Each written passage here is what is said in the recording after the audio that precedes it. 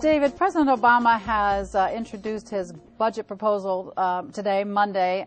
This is the first official unveiling, although we've known for some time what some of the components might be.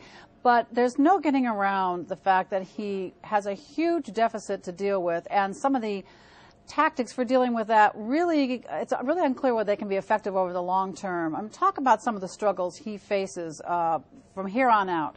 You know, Jane, there's the number we've all heard by now, which is that the deficit this year would be $1.6 trillion, which was roughly the size of many of the budgets during the Clinton administration. So that gives you a sense of where we've come.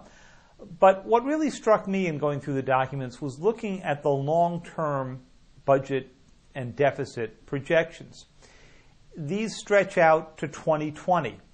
And what they show is that even come 2020, the projection is that the United States would have budget deficits that are 4 and 5% of gross national product. Our one this year is 11% of gross national product.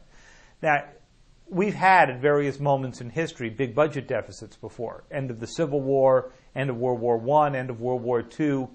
But what this is projecting is long-term budget deficits above that magic 3% of gross domestic product.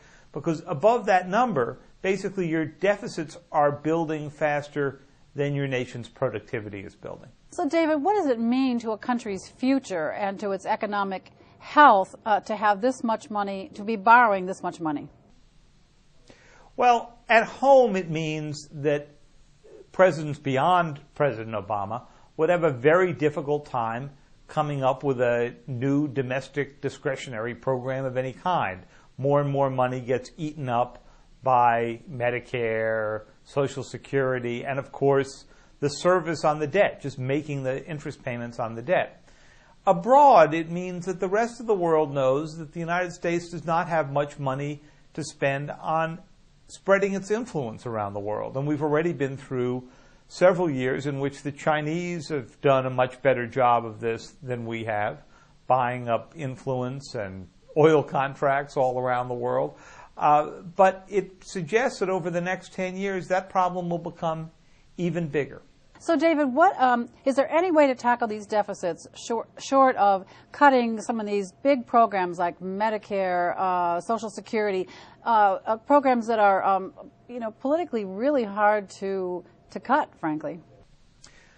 Well, the essential deadlock in Washington these days, and the reason so many people say that our system is broken in part, is that you have Democrats who say we cannot touch the entitlement programs, we cannot touch many of their favorite spending programs, and you have Republicans who say we cannot raise taxes, and to raise taxes, particularly in difficult economic times, is even worse.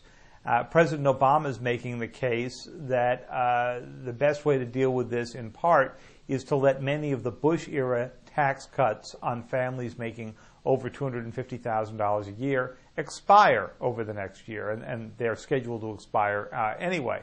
But even with those, even if Congress allows every one of those to expire, and there's good reason to question whether they would, you still have these enormous deficits. And what's fascinating about the Obama projections is that the deficits go down in the mid part of this decade, and then they come back up again around 2020. So by that time, he'll no longer be in office, no matter whether he gets another term or not. But what can he do now? What's the president to do now to prevent that from happening down the road? Well, the main reason that those numbers go back up is, Jane, that you and I start collecting Social Security around that time, and a lot of other people who are around our age. And I'll keep that age out of this broadcast. But sooner for some of us than others, right? Right. The fact of the matter is that you have this big cohort of baby boomers who then, are collecting up Social Security. And using up more and more of the Medicare funding. And that's why the president tried, and so far has failed, to get his arms around the medical spending. But the medical spending is just a piece of this.